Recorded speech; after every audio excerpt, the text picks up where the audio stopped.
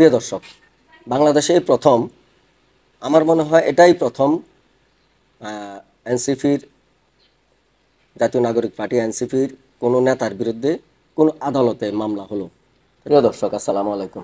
দর্শক, বাংলাদেশের কোনো আদালতে এনসিপির কোনো নেতার বিরুদ্ধে এই প্রথম মামলা রুজু করা হলো। হ্যাঁ দর্শক, ঘটনাটি ঘটেছে গাজীপুরে। আজ 12ই আগস্ট, মঙ্গলবার।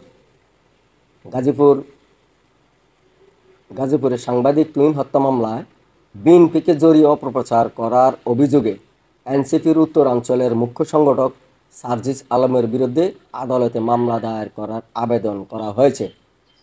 দর্শক, গাজীপুর অতিরিক্ত চিফ মেট্রোপলিটন ম্যাজিস্ট্রেট আদালত 2 এর বিচারক আলমগীর আল মামুনের বেঞ্চে মামলাটির আবেদন করেন বাসন থানার বিএনপির সভাপতি তানভীর সিরাজ। তিনি মানহানির অভিযোগে সার্জিস আলমের বিরুদ্ধে 10 কোটি টাকার ক্ষতিপূরণ দাবি করে মামলাটি করেন। তানভীর সিরাজ অভিযোগ করে বলেন, অপরাধী চক্রের ভিডিও ধারণ করায় সাংবাদিক তুহিনকে নির্মমভাবে হত্যা করা হয়, কিন্তু সার্জিস আলম কোনো তদন্ত ছাড়াই ফেসবুকে এ ঘটনায় বিএনপিকে জড়িয়ে নানা অপপ্রচার চালিয়ে যাচ্ছেন, যা দলের ভাবমূর্তিকে ক্ষুণ্ণ করেছে। তিনি আরও বলেন, ডিএমপি কমিশনার ইতিমধ্যে হত্যাকাণ্ডের মূল রহস্য উদ্ঘাটন করেছেন এবং জানিয়েছেন এতে কোনো রাজনৈতিক সংশ্লিষ্টতা পাওয়া যায়নি।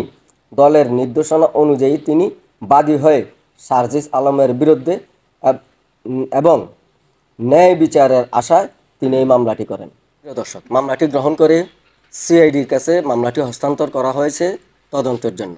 প্রিয় দর্শক, বাংলাদেশে এই প্রথম, আমার মনে হয় এটাই প্রথম এনসিপির, জাতীয় নাগরিক পার্টি এনসিপির কোনো নেতার বিরুদ্ধে কোনো আদালতে মামলা হলো। তো দেখা যাক এই মামলার পরিপ্রেক্ষিতে কী হয়। এ পর্যন্তই সকলে ভালো থাকেন, সুস্থ থাকেন। আল্লাহ হাফেজ।